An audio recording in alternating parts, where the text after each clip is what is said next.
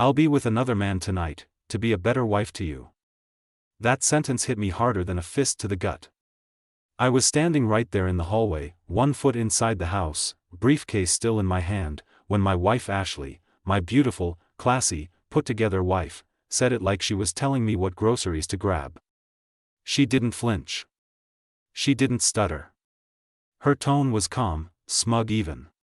She adjusted the strap of her dress, checked her lipstick in the mirror, and continued like she was reading out of a self-help book. An open marriage is the key to happiness, babe. You'll see. I stared at her like I was trying to solve a riddle in a language I didn't speak. My mouth opened, then closed. I couldn't even form words. This wasn't a fight. This wasn't some teary confession. This was a declaration. Ashley smiled, more of a smirk, and stepped into her heels like it was just another night out with friends. I made reservations, she added, her tone sickeningly sweet. He's picking me up. Don't wait up. I couldn't move. I couldn't even breathe properly. The woman I loved, the woman I thought I knew, had just announced she was going to someone else's bed, and then had the nerve to act like it was good for us. That was the moment everything changed. It wasn't about the betrayal. It was about the casual cruelty. That smirk. That indifference. She wasn't sorry. She wasn't unsure. She wanted me to feel small. I didn't chase her. I didn't ask who he was. I just stood there, watching the front door close behind her like it was sealing off the past 5 years of my life. I sat on the edge of our bed for a long time, staring at nothing. My hands were shaking, not from sadness, but rage. I replayed her words over and over. To be a better wife to you. Like her being with another guy was doing me a favor. By 10 p.m., I wasn't shocked anymore. I wasn't paralyzed. I was awake, fully, painfully awake. The kind of awake that changes you. I grabbed her tablet off the nightstand. She never bothered to log out of anything. Ashley always thought she was smarter than me. Always thought I was too soft to notice the red flags. Turns out, she wasn't wrong, until now. Her messages were a goldmine of lies. Tyler. That was his name. Not some Tinder hookup. Not a random guy. It was her coworker. The one she swore was, like a brother. They'd been texting non-stop. Planning hotel rooms. Sharing photos I never knew she took. There was even a thread titled, Our Night Plan. That was the moment something inside me snapped. I wasn't going to cry. I wasn't going to beg. I wasn't even going to confront her yet. I was going to destroy the little fantasy world she built behind my back, piece by piece. Because if Ashley thought she could walk into another man's arms and waltz back home like nothing happened, she was about to find out just how brutal karma could be when it wore my face. By the time Ashley came home the next morning, I already had the cameras installed. No, not the sketchy kind. I wasn't going full psycho. Just the basics, discreet cams in the living room, hallway, and even one angled at the front door. I needed proof. I needed receipts. Not because I was confused, but because I wanted to end this smart. And I knew Ashley. She never stopped at one. That night wasn't an experiment. It was the green light she'd been waiting for. That smug smirk wasn't just her getting what she wanted, it was her declaring war. So when she came in at 6:37 a.m., heels in her hand, mascara slightly smudged, I didn't say a word. I just sipped my coffee and looked her dead in the eye. She didn't flinch.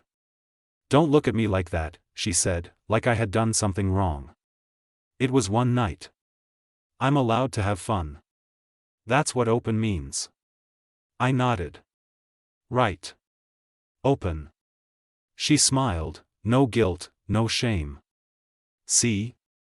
You're finally getting it. Oh, I was getting it all right.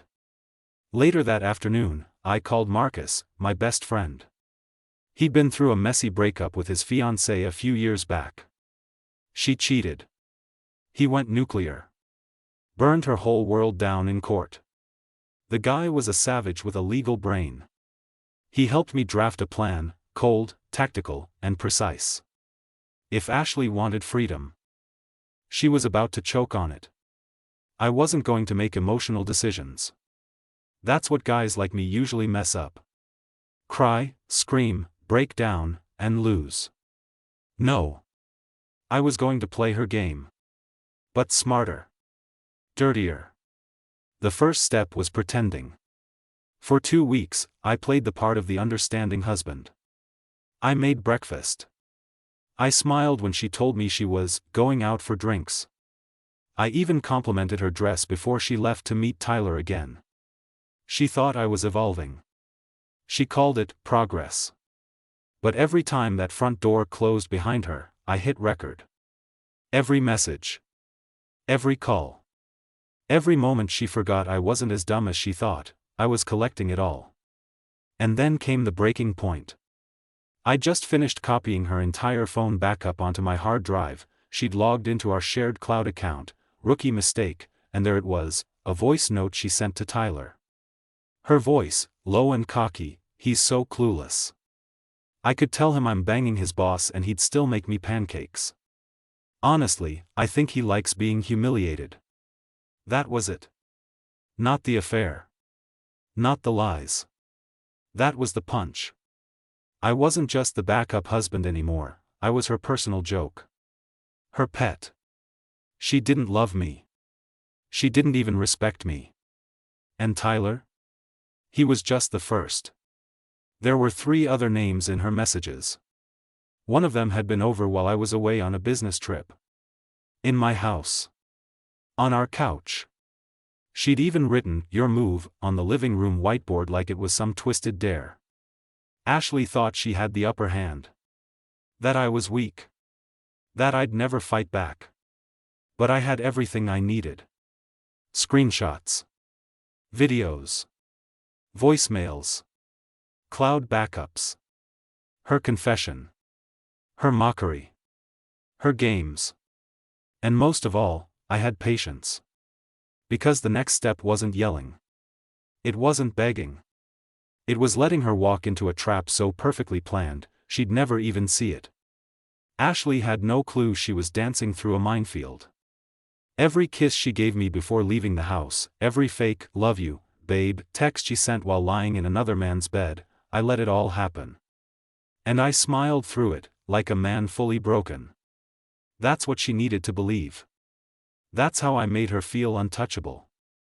But inside? I was sharpening the blade. The next phase of my plan started with Tyler. He worked with Ashley at some trendy marketing firm downtown, the kind of place with espresso machines in every corner and casual Fridays every day of the week. I never liked the guy. Too slick. Too charming. Too interested in my wife. But Ashley had always brushed it off. "Tyler? Please. He's harmless." Sure. Harmless like a snake. So I waited. And then I struck. I showed up at his office. Not to fight. Not to scream. Just to chat. "Hey," I said as I cornered him by the elevators. "Just thought we should clear the air."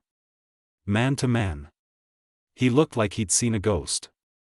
"About what?" I smiled. "About you sleeping with my wife." He blinked, stuttered, then tried to lie. What? I don't. Don't worry. I'm not here to break your face," I interrupted, raising my hands. "I just wanted to say thank you." His mouth opened, confused. "See, you gave me the final piece I needed. So really, I appreciate it. You're the reason she's going to lose everything." I left him standing there like a statue. And I could feel it, that tension starting to crack the little fantasy Ashley had built. But I wasn't done. Next, I booked a dinner reservation. Expensive place. The kind with white tablecloths and waiters that practically whisper. I told Ashley it was a date night. Said I wanted to talk about the future of our open marriage. She lit up like a Christmas tree. "See? I knew you'd come around," she cooed, tossing on a low-cut dress that made it clear she wasn't dressing for me. Dinner started fine. Fake smiles. Phony compliments. She ordered wine, laughed too loud, leaned across the table like she was trying to seduce me into buying her forgiveness. And I let her. Halfway through the main course, I leaned forward. "So, just out of curiosity, how many guys has it been?" She paused. Blinked. Then gave that little smirk again. "You sure you want to know? I think I deserve the truth." She shrugged. 5. Maybe 6. Does it really matter? It's just experiences. That's how you grow, babe. Just experiences. She said it like she'd tried a new restaurant. I smiled, nodded slowly, then pulled out the manila envelope I'd tucked into my coat pocket. Good. Because I've had an experience too. Her expression cracked, just a little, when I slid it across the table. "What's this?" she asked, already cautious. "Copies," I said casually. "Of every message, every hotel receipt, every just drinks with a friend lie. Oh, and voice recordings. Thought I'd let you hear what you sound like when you're stabbing someone in the heart." She reached for it with shaking fingers. Her face went pale before she even opened it. I leaned back, sipping my water like it was the sweetest wine I'd ever tasted. "I also sent copies to your HR department. And your mom." Now her mouth opened, but no words came out. "You always said you wanted to feel free, Ash," I said, voice calm. "Well, now you are." She stood up, trembling, cheeks flushed red with panic, rage, and something new, fear. The restaurant had gone quiet. People were watching now. I didn't care. Let them watch. The show was just getting started. Ashley bolted from that restaurant like it was on fire. She didn't even grab her purse. Just stormed out in heels she could barely walk in, one trembling hand trying to shield her face, the other dialing frantically on her phone, probably Tyler. Or one of the others. Not that it mattered. She was already done. I sat there for a moment longer, just to let the calm sink in. The waiter approached nervously, eyeing the abandoned steak and half-drunk wine. I handed him a crisp 100 and stood up. "Keep the change," I said with a polite nod. It was quite the performance. I left the envelope on the table, just in case she got brave enough to come back. But I knew she wouldn't. What Ashley didn't know yet was that the fallout was already in motion. I'd scheduled everything like clockwork. That same evening, her boss received a neatly organized USB stick delivered anonymously to his desk. I knew their firm had a zero-tolerance policy on workplace relationships. I also knew from her messages that she'd called in sick to the company retreat, so she could spend 3 days in a lake house with Tyler. Every photo. Every booking. Every "I'm thinking of you, baby" message she'd sent from that trip was time-stamped and cross-referenced. I made sure the HR department got the full story, twice. She wanted her life to be an open book. I just made it a bestseller. By the time I got home that night, Ashley was already there, on the porch, pacing like a rabid dog, mascara running down her cheeks, phone in one hand, wine bottle in the other. "You son of a bitch," she slurred as I walked past her. "Evening," I said coolly, unlocking the front door. "You ruined me." I turned slowly, one eyebrow raised. Did I? Or did I just hold up a mirror? She stormed inside after me. "You told my boss. You spied on me? How could you do that?" I laughed. I actually laughed. "You're mad at me? After cheating, lying, mocking me, recording yourself mocking me? You think you get to be the victim now?" She threw the wine bottle at the wall. It missed. Barely. That job was everything to me. "Yeah. So was this marriage," I snapped. "And you spit on it." She collapsed onto the couch, sobbing into her hands. "I didn't think you'd actually. I didn't know you had it in you." "That makes 2 of us," I muttered. For a second, there was silence. Not grief, Just the emptiness that comes when you realize a war is over and the battlefield is still smoking. Then she looked up, eyes wild. You think this is over? You think I won't fight back? I stepped closer, calm and deadly quiet. No, Ashley. I hope you fight back. Because now, every move you make is just more proof I was right to end this. She didn't say another word. I went upstairs, packed a suitcase, and walked out that same night. Rented a condo on the other side of town. Peaceful. No memories. No games. The next day, my lawyer filed for divorce. Irreconcilable differences. Infidelity. Emotional abuse. I had everything documented. Ashley's world collapsed in under 72 hours. Fired. Reputation wrecked. Friends ghosting her. Turns out, not everyone likes being lied to. Even her parents called to ask what the hell she'd done. I didn't need revenge anymore. Reality did it for me. But the best part? I was free. For the first time in years, I didn't wake up to manipulation, half-truths, or some twisted game of control. I was finally breathing again. And she? She was just starting to choke. The silence after leaving Ashley wasn't just peaceful, it was deafening. No high-pitched voice criticizing my clothes. No passive-aggressive comments over breakfast. No late-night phone calls she'd accidentally take in the bathroom. Just me, the hum of the fridge in my new condo, and the cold satisfaction of knowing I hadn't just walked away, I'd won. But it didn't stop there. A week after I filed for divorce, I started getting messages. Not from Ashley. From her so-called friends. People who used to gush over her Instagram selfies and call us relationship goals. One by one, they reached out. Dude, I'm so sorry. I had no idea. Man, she always said you were clingy. Guess she was hiding more than that. I saw your email to her office, savage. Funny thing about betrayal, when it unravels in public, people suddenly get real honest. Turns out, most of them knew. Or at least suspected. But nobody said a word because Ashley made it clear, speak up, and you're out. She ruled her little world with fake smiles and thin threats. Now? That world was ashes. But the fallout wasn't just hers. The damage she left in me, that was the real mess. I'd catch myself replaying her voice in my head, you're too sensitive. You don't understand what real connection means. Other guys want me, why can't you be happy I'm desirable? She gaslit me into thinking that I was broken for wanting loyalty. For wanting something sacred.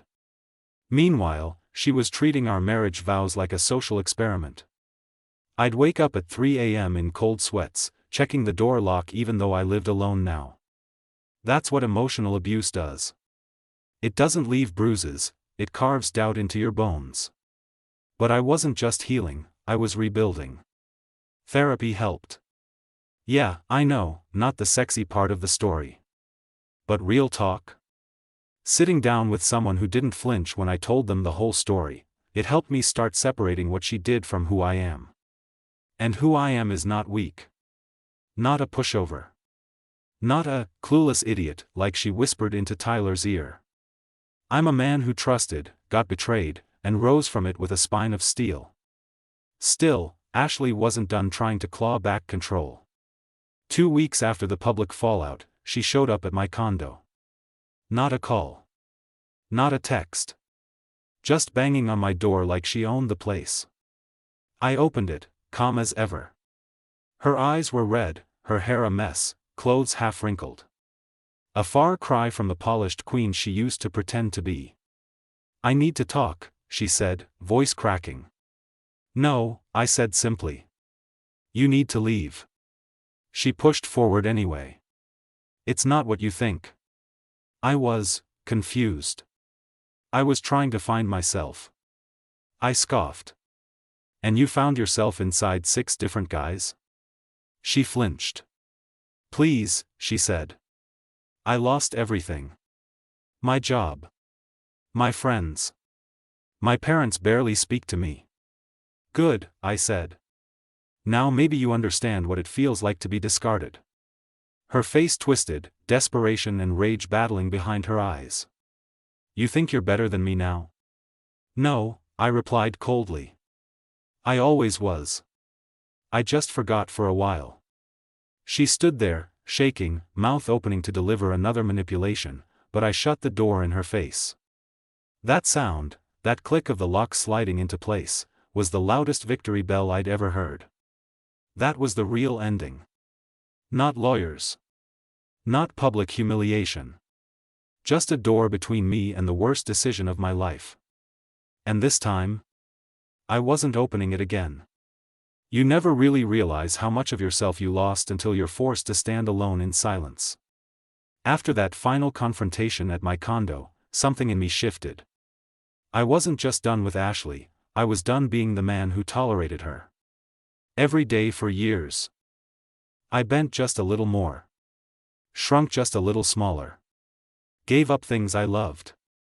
Skipped gym sessions, passed up job opportunities, stopped seeing friends who didn't vibe with her energy. All so I could make her feel comfortable, powerful, important. But the version of me who locked that door in her face?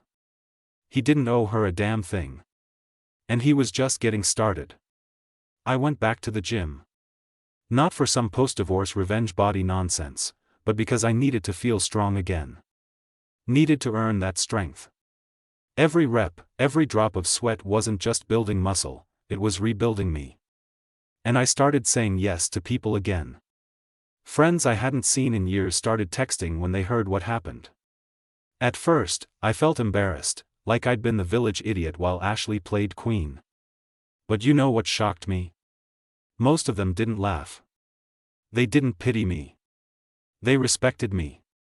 Dude, you handled that better than I ever could have. I'd have lost my mind, man. Props for keeping it classy. You're better off. Everyone saw how fake she was, just took a while for you to see it too. It didn't make the pain go away, but it softened the sharpest edges. What really changed everything though, was the mirror. I used to avoid it.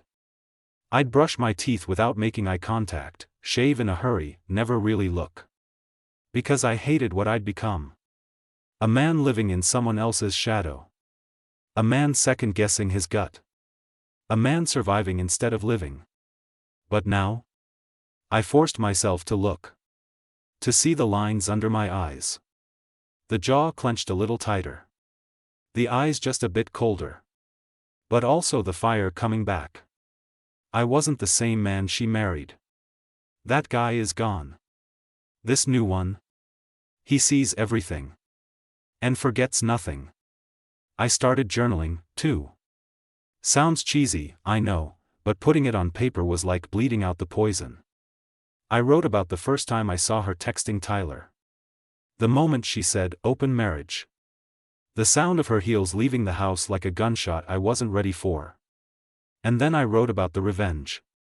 Not out of pride. But so I'd never forget how far I let things go before I fought back. I promised myself, never again. Never again would I let someone shrink me to feel bigger. Never again would I ignore the red flags because I loved the person waving them. And never again would I confuse comfort with connection. Funny thing is, once I started living like that, people noticed. Women started smiling at me again. Not because I was on the market, but because I had that energy again. That fire. That purpose. I wasn't just rebuilding my life. I was rewriting the rules. And it all began the moment she said, "I'll be with another man tonight." That one sentence was a wrecking ball. But it also cleared the path. Because you don't find yourself in comfort. You find yourself in the ashes. 2 months after I shut the door on Ashley, karma did what karma does best, it showed up late, but brutal. I was walking out of a local coffee shop one afternoon, black coffee in one hand, gym bag over my shoulder, when I spotted her. Ashley. Sitting on a rusted bench near the bus stop, head down, phone in hand, sunglasses covering most of her face. Not her usual look. Her designer handbag was gone. Her expensive heels replaced by worn-out sneakers. No makeup. No confidence. Just a hollowed-out version of the woman who used to rule every room she entered. And that's when I knew life had hit her hard. I watched from a distance. She looked small. Not physically. Just shrunk. Like the arrogance that once filled her had drained out through every burned bridge. She didn't see me.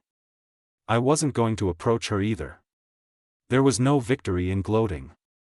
I'd already won by not being her punching bag anymore. But later that evening, I got the message. Ashley, can we talk? Please. Just talk. I stared at it for a while. My thumb hovered over the screen. Curiosity? Sure. But it wasn't temptation. I didn't miss her. I didn't want her back.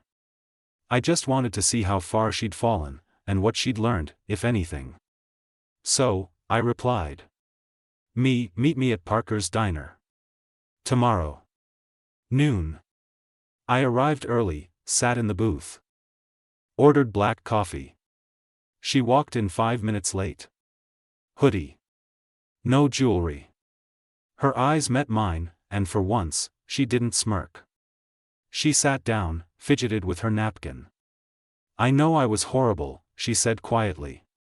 You don't need to tell me. I've lost everything. You were the only one who ever really cared about me, and I spit on that. I didn't answer. I just let her sit with her own silence. I'm not here to win you back, she added. I need to say I'm sorry. I don't deserve forgiveness. But I needed you to hear it. I looked at her, really looked, and for the first time, I saw not the villain, but the consequence. You destroyed everything we had, I said. Calm. Cold. Direct. You used my loyalty like it was a weakness. You humiliated me, mocked me, and when I finally stood up, you blamed me for it all falling apart. She nodded, eyes watering. I know. I was selfish. I thought I was chasing freedom. I ended up chasing emptiness. I sipped my coffee. No sympathy in my veins. Just closure. You don't get a reset, Ashley. You don't get me back. But you're right to apologize.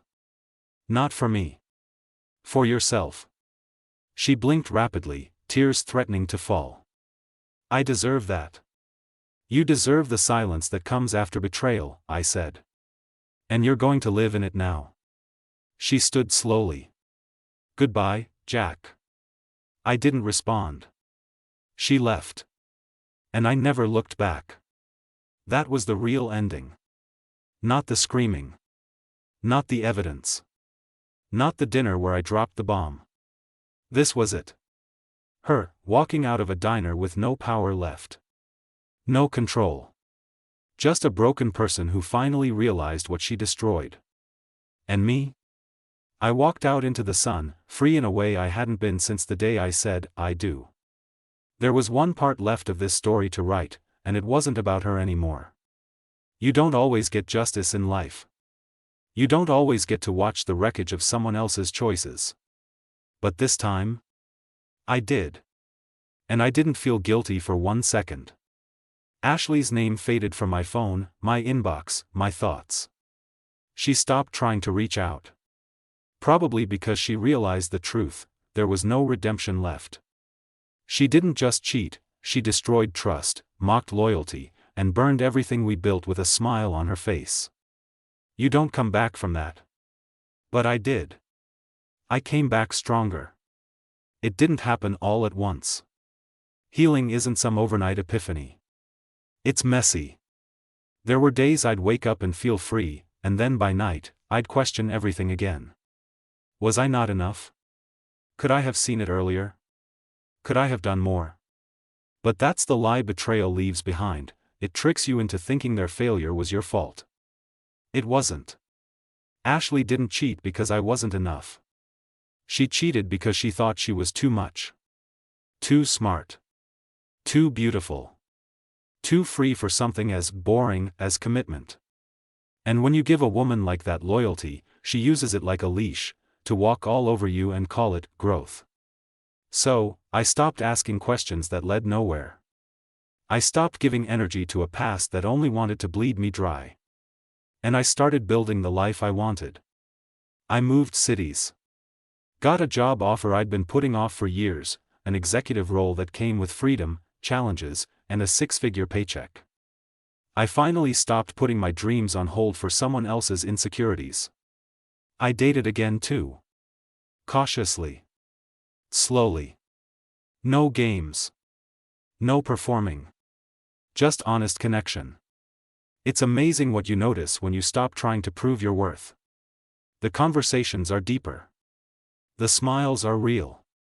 And when red flags pop up, you don't paint them white. You walk away. That's the thing about surviving betrayal, it gives you a radar for bull's tea. You can smell dishonesty from a mile away. And you don't ignore your gut anymore. You honor it. A few weeks ago, I got a message from an unknown number. One line. Do you think you'll ever forgive me? No name. But I didn't need one. I didn't respond. Forgiveness isn't always something you give out loud. Sometimes, it's what you give yourself. So here's my advice, for anyone walking through what I walked through. Don't let them break you twice. Once is enough. Don't carry their betrayal into your future by letting it define you. Take back your narrative. Don't let them be the main character of your pain. Make yourself the hero of your comeback. Don't rush healing. Rage is part of it. So is grief. So is silence. Let it all happen. Just don't get stuck in any one place too long. Remember who the hell you are. You're not weak because you loved hard. You're strong because you survived it. Ashley taught me what I don't want. What I'll never tolerate again. And what betrayal really looks like when it wears a smile. She thought an open marriage would be the key to happiness. All it did was open the door for me to walk away, and never return. That door is locked now. Behind it? A chapter closed. A woman who had everything, and lost it for cheap thrills and ego games. In front of me? A life I built with scars as bricks. A future where peace isn't a performance, it's real. This isn't just the end of a marriage. It's the beginning of everything that comes after.